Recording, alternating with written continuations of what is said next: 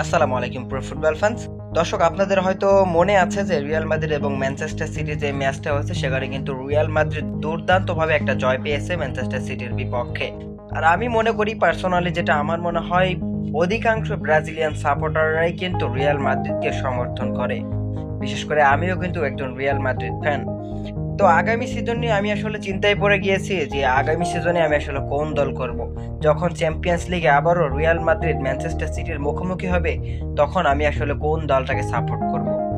কেন ভাই আপনি এই কথা আমাকে বলতে পারেন, এজন্য আমি আপনাকে স্পষ্টভাবে ক্লিয়ার করে দিচ্ছি। কেননা রিয়াল মাদ্রিদে এখন ব্রাজিলিয়ান অনেকগুলো ফুটবলার আছে, সেখানে ভিনিসিয়াস আছে, রদ্রিগো আছে, এডার মিলিটাও আছে, সামনের সিজনে এন্ড্রিক জয়েন করছে। তো মোটামুটি চারজন কিন্তু একাদশে থাকবেন এবং কার্লো অ্যানচেলত্তিতে যে প্লেয়ার ম্যাপটা থাকবে সেই ম্যাপের মধ্যে কিন্তু এই চারজন থাকবে।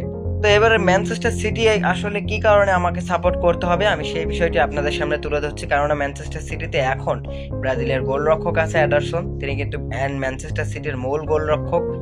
এবং স্যাবিনোর সাথে কিন্তু ডিলটা চূড়ান্ত হয়ে গেছে এবং স্যাবিনো কিন্তু নিশ্চিতভাবে 2024-25 মৌসুমে ম্যানচেস্টার সিটির জার্সিতে মাঠ মাথাবে। এরপরে ইয়াঙ্কো তো কিন্তু অনেক আগে থেকেই ম্যানচেস্টার সিটির ফুটবলার, তিনি কিন্তু লোনে জিরোনার হয়ে খেলছেন। তো তিনিও কিন্তু ব্যাক করবেন 2024-25 মৌসুমে। আর একটা হলো সর্বশেষ, সেটা হলো লুকাস পাকুয়েতা, তার ডিলটা কিন্তু প্রায় কনফার্মের পথেই বলতে পারেন, এক প্রকার কনফার্মই বলতে পারেন, কেননা এখন সবকিছু ঠিকঠাকই আছে। যদি এইভাবেই ঠিকঠাক থাকে তাহলে খুব শীঘ্রই দ্রুতই আমরা আশা করছি তিনি ম্যানচেস্টার সিটির ফুটবলার হয়ে যাবেন।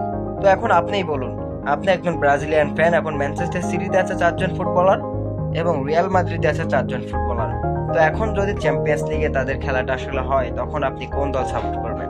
মাথা কাজ করবে না ভাই আপনার যে আপনি কোন দল সাপোর্ট করবেন, ম্যানচেস্টার সিটি নাকি রিয়াল মাদ্রিদ। এখন তো আপনি নিঃসন্দেহে রিয়াল মাদ্রিদ সাপোর্ট করছেন, কিন্তু আগামী সিজনে যখন চ্যাম্পিয়ন্স লিগে এই দুটো দল মুখোমুখি হবে, তখন আপনাকে বেছে নিতে হবে আপনি কোন দল সাপোর্ট করবেন।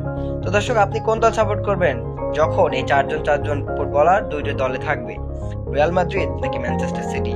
অবশ্যই জানিয়ে দিতে পারেন আমাদের ভিডিওর কমেন্ট বক্সে।